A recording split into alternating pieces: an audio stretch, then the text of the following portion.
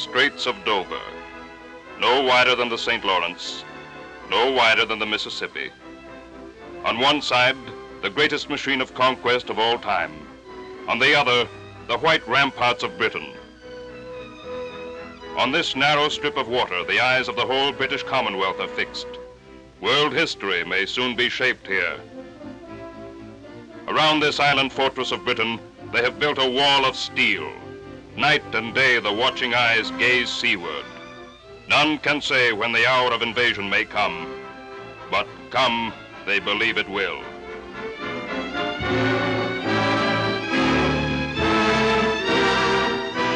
Behind the armored shorelines, 40 million people are at the battle stations.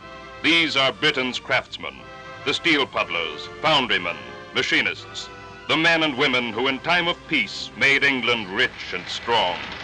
And they it is who have brought about the silent wartime revolution, which demands that nothing shall hinder the fulfillment of the nation's needs. Willingly they have faced the sacrifices, discomfort, hard rations, long hours. For they know that the hosts across the sea are massing. Every hour is precious. Deutschland nicht gelebt, aber das, was heute vor uns steht, das ist und wird Germany did not start this war. The British wanted war, even though they knew their cities would be reduced to ruins. The power of England will be annihilated. The scourge of modern weapons will be turned against her and will ravage her territories and her people. Already her southern towns are receiving the baptism of fire from our long-range guns. The role of England is to be a vassal state in our new European order. Britain and her Commonwealth will be ruled by blood and iron and force. Soldiers of the Reich, your hour is approaching.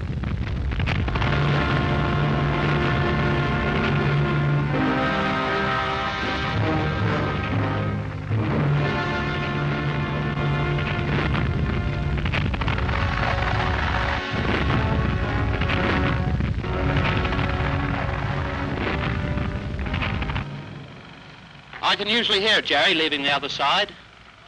We watch out for him.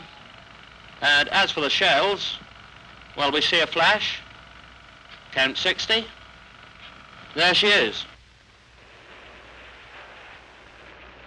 It was just such people as these who bore the full brunt of the first German onslaught on England, the all-out air attack of September 1940. From airfields all along the conquered coasts of Europe, wave on wave of Goering's bombers launched their long-awaited assault on England. Their tactic, to drive the RAF from British skies, to spread civilian panic, prepare the way for the invading army. So across the fields of Kent and Sussex, across the rolling downs of Hampshire and the sprawling mass of London, the Battle of Britain began. The first great decisive battle in history in which the front-line fighters were airmen and civilians.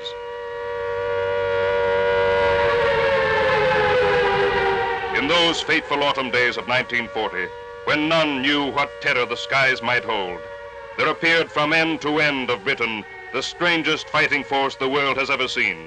An army of citizens, self-organized, self-disciplined. Their armament, hoses, stirrup pumps, sandbags, brooms, and buckets. Their purpose, to save their town, their community, from the fate of Rotterdam and Warsaw.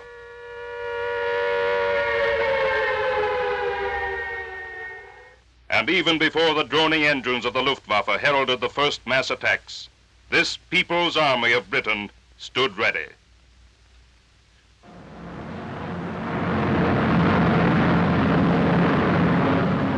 Over the shores of Kent they came, over the beaches of Sussex and the flats of the Thames estuary, 100, 150, 200 at a time, with their cargoes of bomb and fire and their fighter escorts massed around them.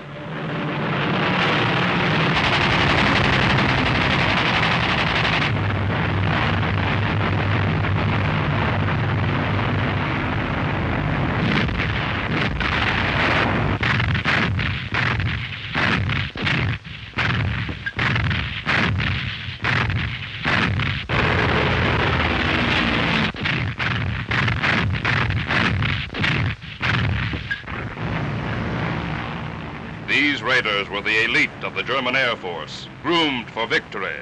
Their Heinkels had thundered over Poland. Their Dorniers had blasted Holland.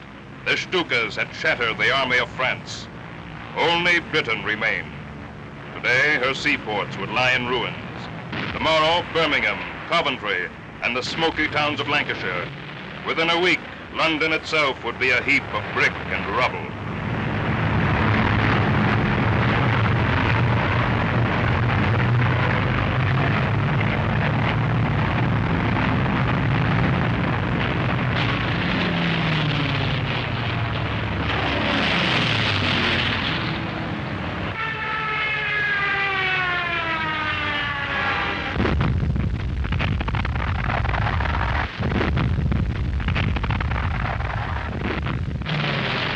They failed to reckon with the RAF. Long will England remember the days when the Spitfires and the Hurricanes first roared in, and the fortunes of war were written in white trails of vapor in the sky.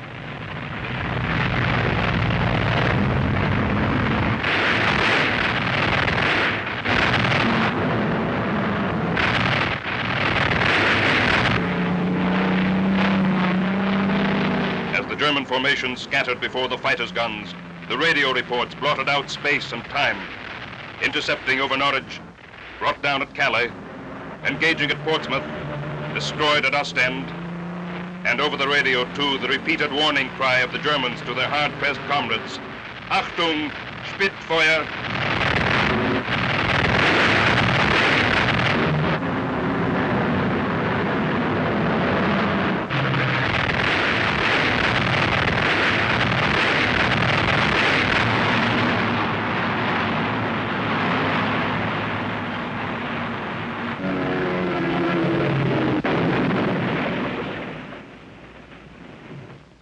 Within 2 months, the wreckage of 2,400 German aircraft lay on the fields and shores of Britain. They had failed to reckon with the RAF above. They had failed to reckon with the character of the People's Army below.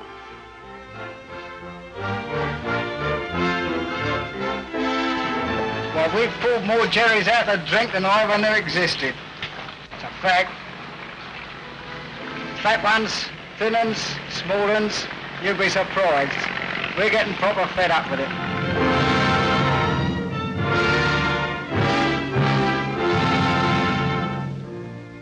Far more serious to the Nazi high command than the loss of planes and men in that first battle of Britain is the rising tide of help which ever since those perilous days has flowed in from the New World. In these bomber-laden ships, eastward bound from Canada and the USA, lies a threat not only to Hitler's campaign against the British Isles, but to his grip on Europe itself. Today, the leaders of Germany well know that unless that sea supply line can be swiftly cut, all the triumphs of their armies will have been in vain.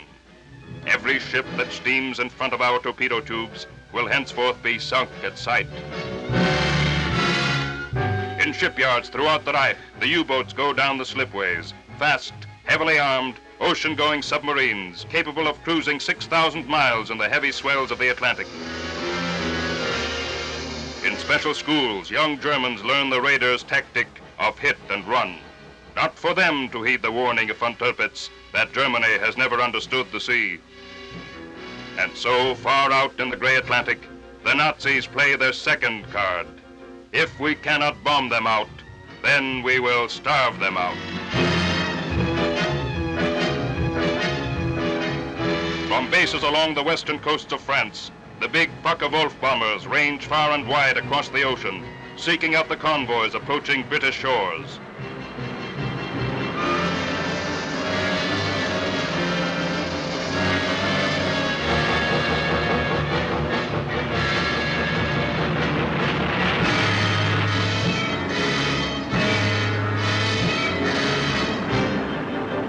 A rapid inspection from low altitude, and the radios begin to speak.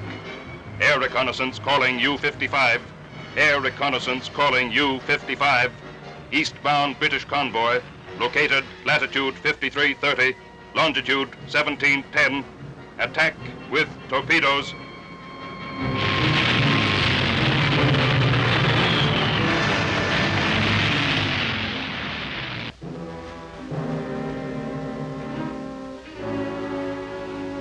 Off the coasts of Ireland, along the vital westerly approaches to the British Isles, the U-boats lie in waiting. 4, 5, and 6 of them together, working in flotillas.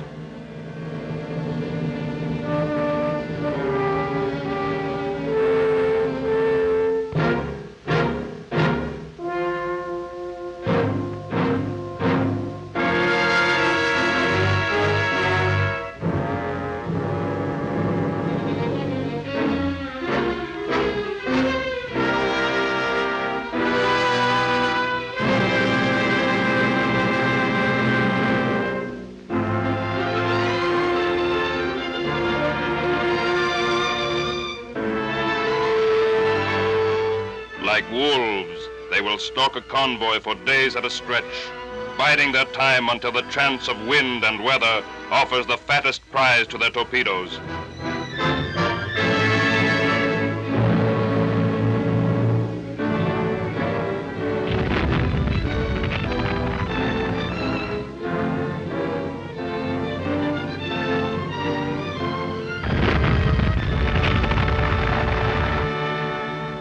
This is their song. We're sailing against England.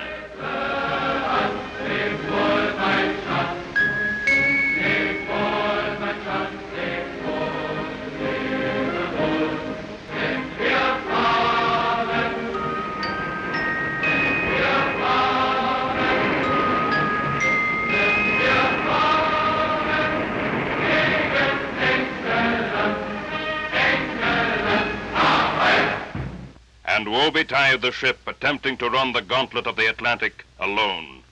Be she allied, be she neutral, the fact that her course is set towards British shores is enough to seal her fate.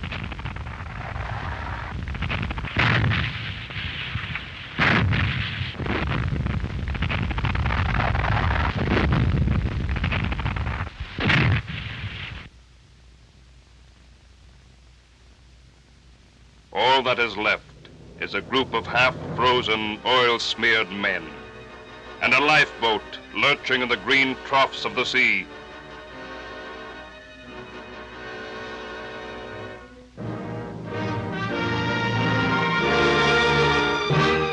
As the Battle of the Atlantic reaches its grim climax, the world watches anxiously as London reveals the rising toll of sinkings.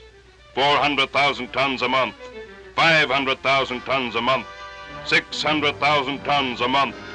Destruction at a rate more than 3 times as high as British shipyards can replace. Sinkings in the South Atlantic, off West Africa and the Cape Verde Islands. Sinkings between the Azores and the Caribbean, between Greenland and Iceland.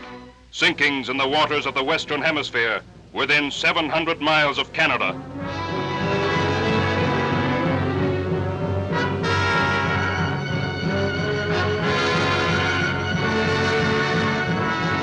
Today, the shipyards of North America sound their answer in the clang of hammers. New ships to release British merchantmen for service in the Atlantic. And along Canada's coasts and rivers, the corvettes take the water to help Britain's hard-pressed destroyers keep that vital supply line open. Already the tide of battle may be turning. Already the wide Atlantic is becoming a graveyard for the raiders themselves.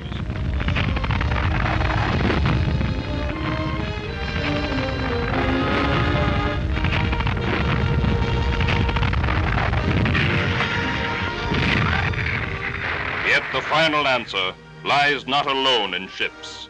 Hitler himself has said, it is not arms that decide, but the men behind them. And behind these men of Churchill's Island lies 1,000 years of the sea in peace and war, in calm and storm. Because of them, the convoys plow on and Britain's lifeline holds.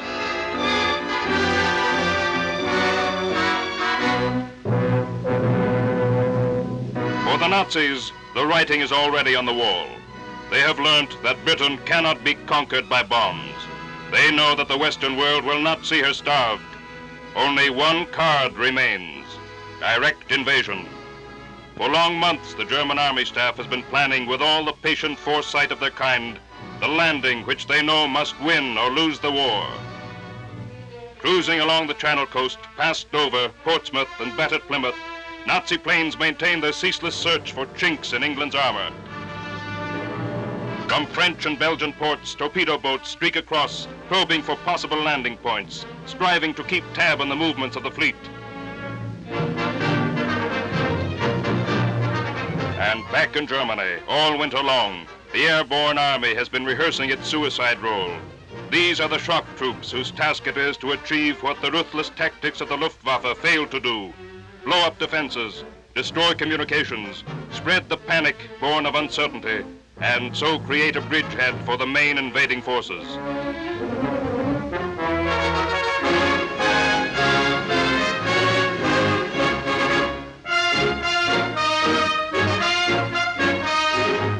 Against this strategy of terror stands the might of Britain, her ships and planes, machines and guns and men arrayed in the greatest system of defense in the history of warfare.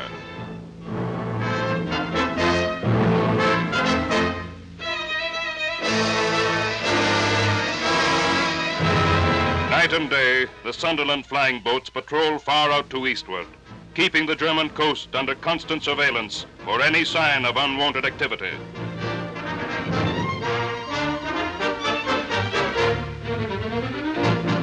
Below, in the squalls of the North Sea, the Navy keeps its sleepless watch for whatever may appear on the eastern horizon, be it the foretops of battleships or the blunt bows of motor barges. Inshore again work the mine layers, forging their chain of death up and down the coasts. Their task? To ensure that seaborne reinforcements with heavy artillery and tanks will never get through alive to seize the bridgeheads opened by the parachutists.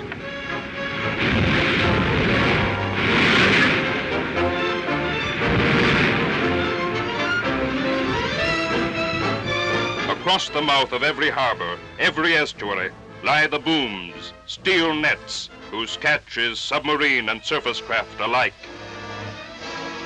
On the beaches of England, the children play no longer.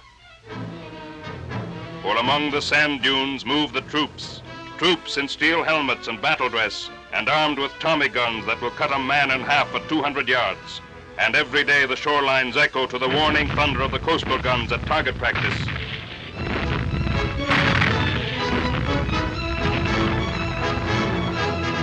Patrolling every moor and down are the Home Guard, the parachuters, whose job it is to destroy airborne troops before they can consolidate positions. Across the countryside, the church bells are ready to sound the tocsin, and the fields have grown a new crop, tank traps. In the byways and the lanes, every stranger is challenged and identified. On the main roads, every civilian driver stopped for examination. At concentration points from Aberdeen to the Isle of Wight, mechanized forces stand ready to rush at the first alarm to any threatened area. Aloft, far out of sight above the clouds, fighter squadrons patrol the sky, waiting to pounce on transports and gliders before they can jettison their human loads. And behind it all, Britain's citizen army daily grows in strength, as ever more men, 2 million, 3 million, 4 million, are called to the colors. More strength from home and more from overseas, as new troops arrive from Canada and the other dominions to take their places on the ramparts.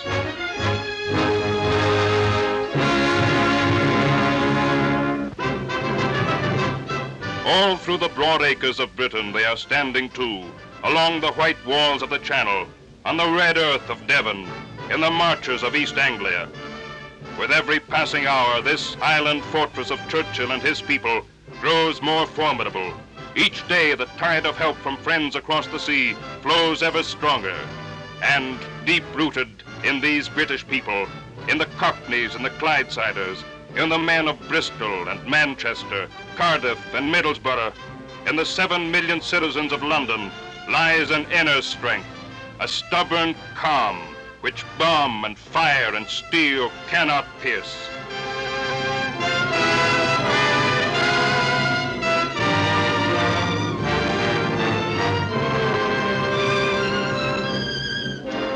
So as the ships steam on up Channel, past the Lizard and the Needles and the towering cliffs of Beachy Head, they sight once more the watchtowers and the bastions of Churchill's Island. They stand unconquered as they have stood down 1,000 years of history, and still they throw their challenge across those 20 miles of water. Come, if you dare.